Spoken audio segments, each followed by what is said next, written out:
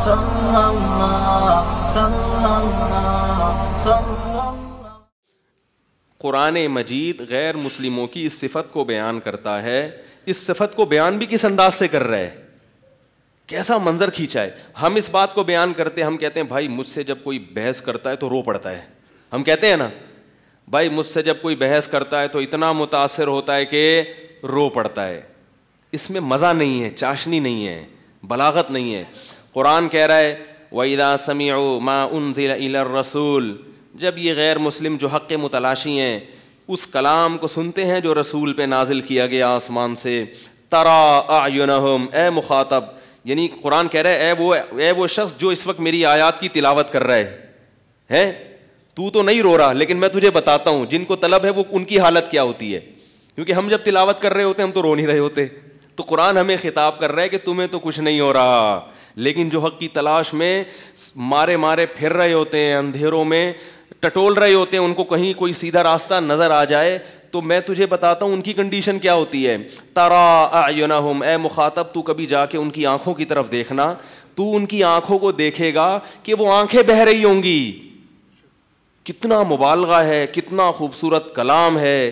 اس بات کو اس سے زیادہ اچھے انداز سے بیان کرنا ممکن ہے ہی نہیں کہ پڑھنے والا جو ہے نا اس کو خطاب کہ تو کبھی جا کے ذرا ان کی آنکھوں کی طرف دیکھنا, تو ذرا جا کے دیکھنا کبھی ان کی آنکھوں کی طرف. تجھے یقین نہیں آ رہا اس کلام کے برحق ہونے پر, تو ذرا کبھی ان لوگوں کو جا کے دیکھنا جو حق کے متلاشی ہیں. کبھی جا کے دیکھنا جب وہ یہ کلام پڑھتے ہیں یا سنتے ہیں, بلکہ پڑھتے نہیں سنتے, کیونکہ غیر مسلم اکثر قرآن پڑھتے نہیں ہیں.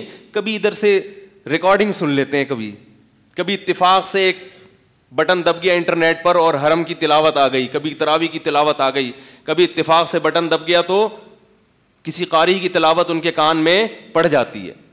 فرمایا تفیض اعینہم, کہ تم دیکھو گے کہ ان کی آنکھیں آنسوؤں سے بہہ رہی ہیں.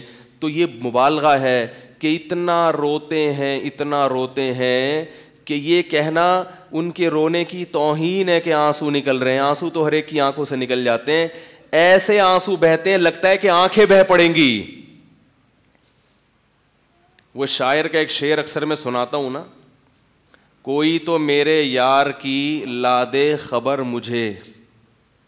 عاشق بیٹھا ہوا معشوق کے خیال میں نا کہ بھئی وہ نمبر ہی سم ہی گم ہو گئی ہے.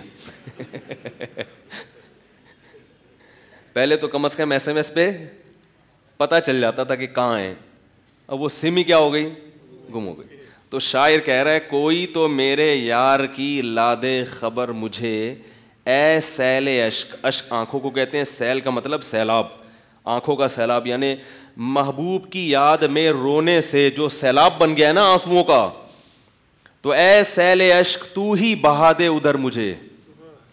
یعنی میں محبوب کی یاد میں اتنا رو رہا ہوں کہ میرے آنکھوں کا ایک سمندر اور دریا بن گیا ہے, تو اس دریا سے کہہ رہا ہے کم از کم تو بہا کے مجھے محبوب کی طرف لے جا. وہ ایک نواز دیوبندی ایک بڑے زبردست شاعر ہیں, اسی پر ان کا ایک شعر ہے, وہ اپنے گھر کے دریچوں سے جھانکتا کم ہے. وہ اپنے گھر کے دریچہ کھڑکی کو کہتے ہیں نا, دریچوں سے جھانکتا کم ہے, تعلقات تو اب بھی ہیں رابطہ کم ہے. کنیکشن نہیں رہا, باقی دل کا تعلق تو اب بھی. سم تو گم ہو گئی. آپ بولیں گے آپ کو ہماری اندر کی باتیں کہاں سے پتہ, کون بتاتا ہے. سم تو گم ہو گئی مگر رابطہ وہ تو قیامت تک رہتا ہے. تو لوگ فون آتے ہیں نا عاشقوں کے, مجھے عشق ہو گیا میں کیا کروں. میں کہتا ہوں سم توڑ دو. جب دریچے بند ہوتے ہیں نا تو تعلقات تو ہوتے ہیں, رابطہ کم ہوتا ہے, لیکن جب رابطہ کم ہوگا تو تعلق بھی آہستہ آہستہ, تعلق بنتا بھی رابطوں سے ہے اور ٹوٹتا بھی رابطے کے ڈسکنیکٹ ہونے سے.